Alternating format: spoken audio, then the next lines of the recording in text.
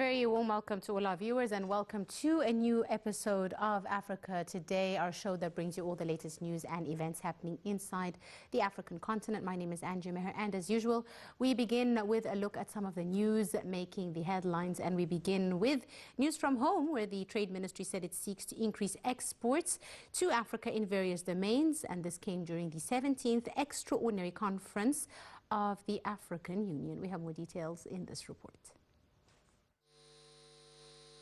The Ministry of Industry said that Cairo seeks to increase its exports to Africa through a wide strategy to develop exports in a way compatible with its productive capacity.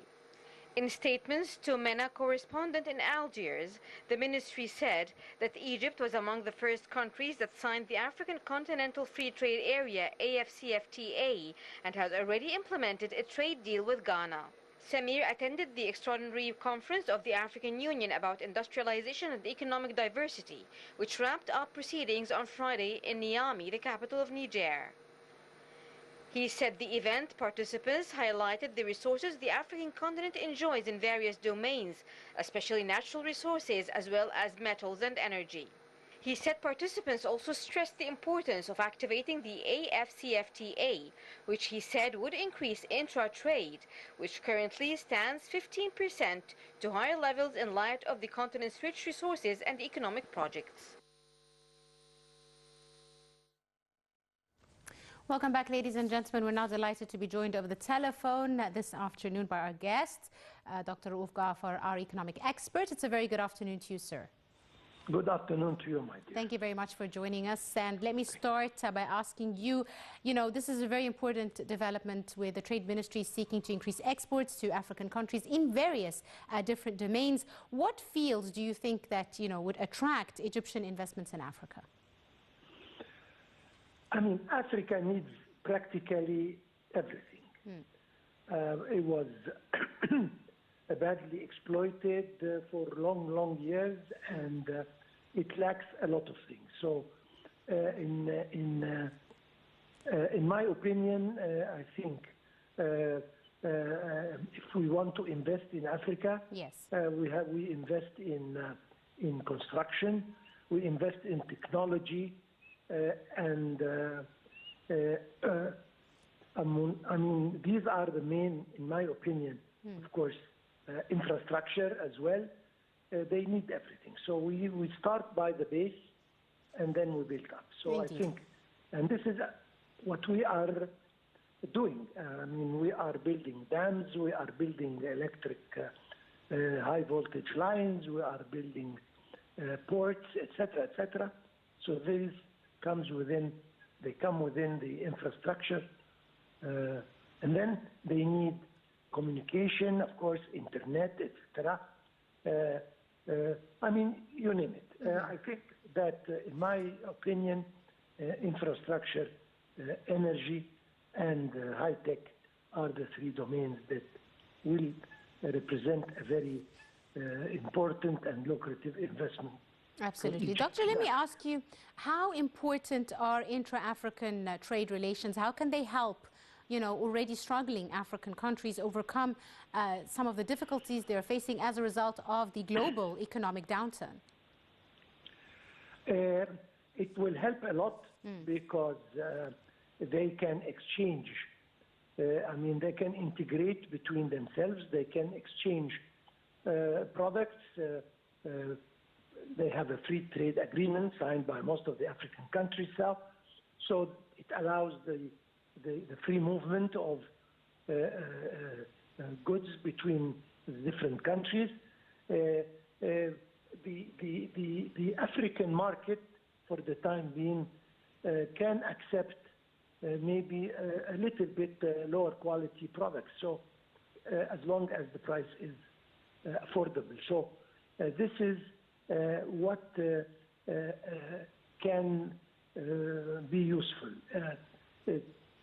Integrate, see what country produces what, and then try and inter-export and import between the countries to satisfy their needs, and then try and get whatever they need from outside, if it is available within the African continent, it will be much better and much useful. That is why I think that Egypt can play a role in inter-African trade. Indeed. Dr. Raouf, now the volume of Egyptian exports to African countries stands around 16% of the total of Egyptian exports abroad, which is a significant number. How does this number tell you the importance of the African market to Egypt? It speaks for itself. I mean, if we're talking 15 to 20% of the total exports from Egypt are directed to Africa, and mind you, this figure is growing. And within a couple of years, maybe a little more, we can reach 20, 25, and maybe more than that. So, of course, Africa for Egypt represents a very lucrative market, and I am sure that the future lays within the African continent for Egypt. And I'm sure that this figure, although reasonably significant today, I'm sure that in a few years it will reach more and more and would be more and more significant. Yes. Dr. Raouf, how do you see, the African Free Trade Zone that has been recently initiated and agreed upon impact intra-African trade as well as trade between the African continent and other economic blocs?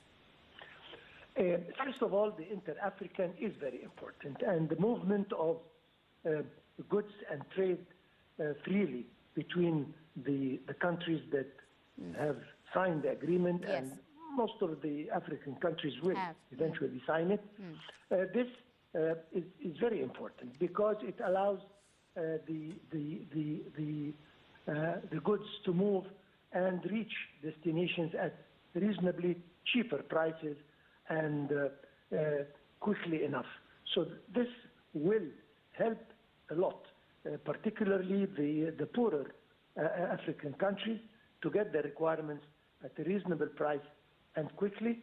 And as for the external blocks, I mean, everybody in the world, particularly Asia, is looking at Africa as the prospective future market, and they are trying to help with the financing, etc., to put their foot in the African country, which in the coming years will represent a very important market for everybody.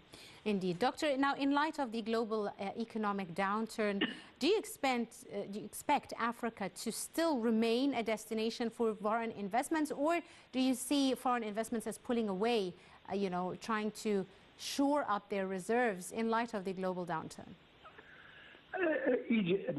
Africa is a very rich continent. It is full of resources, whether natural resources or mineral resources or even human resources. Particularly human resources, because most of the population of Africa are young. So this represents a very important factor for investments, for investors. On the other hand, it might lack infrastructure, but again, it will start. But Africa remains number one of the very lucrative and prospective markets for everybody in the world. Number two, it represents the source of a lot of minerals and a lot of resources that can be useful to other parts of the world. So, in my opinion, Africa will remain and will flourish over the last years, over the next years, because of the riches that are in Africa, and they have not been exploited yet in the proper way. So it will remain, and it will get more and more important. Yes, and how do you see, this drive to accelerate modern technology appliances to boost intra-African trade and to assist African countries? The IT is now the future, and all the telecommunication depends on the modern technology, and so it is unavoidable that appliances, high-tech appliances, govern and they are part of the future. So Africa is no exception. They have to count on modern technology to boost their products, their manufacturing process, even their daily life, and to be linked properly to the market everywhere in the world. And why do you see Africa somehow lagging behind compared to other continents in intra-trade? Well, I mean, as we said, Africa has been badly exploited over centuries, and all the wealth and riches of Africa went abroad without the involvement of Africans themselves. This is, in my opinion, one of the reasons. The other reason, of course, is a little bit political.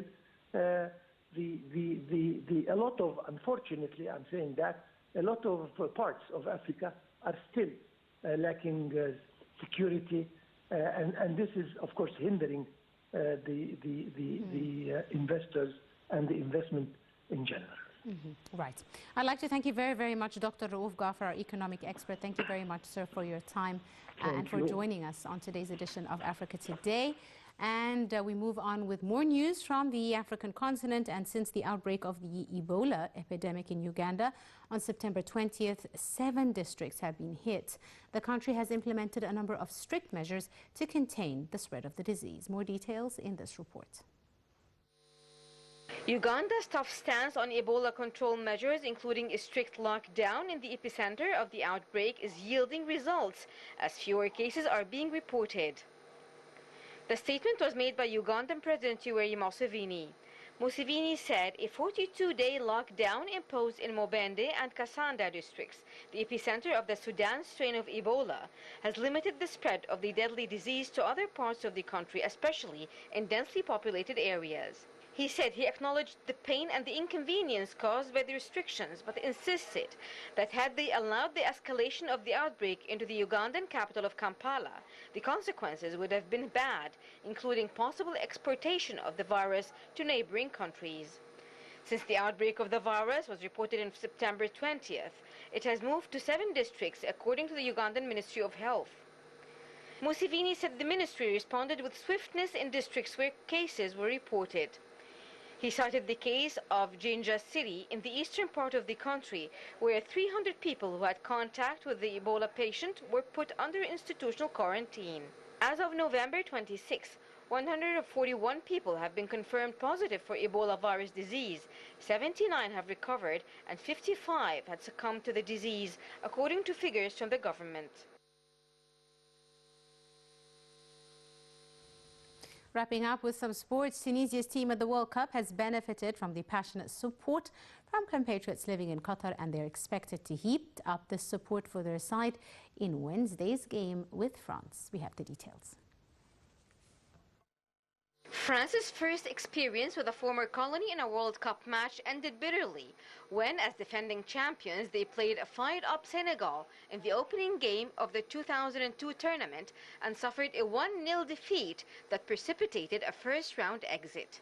Expectations for Wednesday's meeting with Tunisia in their last group game in Qatar are very different, with the powerful French side through the last 16 and expected to sweep the African team aside. But there is sure to be an edginess to the contest, born of the colonial links between the countries. 10 of the Tunisia squad at this World Cup are French-born, some of them youth internationals for France before switching allegiance.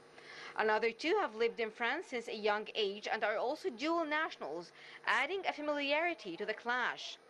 Experienced Tunisia striker Wahbi Karzri was born on the French island of Corsica and on the books of League One club Montpellier. Karzri's relaxed attitude towards the match at the Education City Stadium is not the norm, however, as past clashes have been a forum for France's marginalized migrant communities to vent their frustrations. There are around 700,000 Tunisians living in France, and Tunisia's 2008 friendly against France in Paris was watched by many of them, who whistled when the French anthem played and jeered every touch of the ball by France substitute Hatem Ben Arfa, who is of Tunisian descent. It led to an angry reaction from French President Nicolas Sarkozy at the time, who summoned the French Football Federation to a meeting and demanded no more matches on French soil against the national teams of former colonies from North Africa.